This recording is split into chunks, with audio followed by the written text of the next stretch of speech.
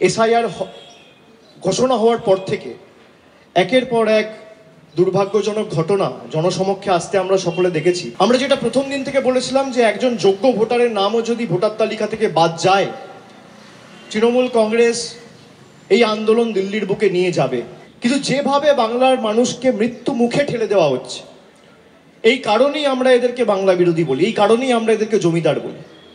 আর প্রকৃত যদি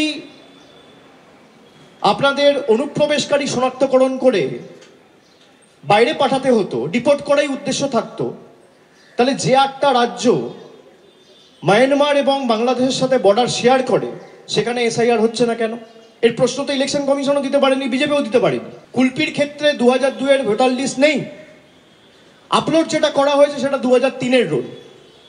আপনি কিভাবে এসআইআর করার কথা বলেন যেখানে ইলেকশন কমিশনই অপ্রস্তুত,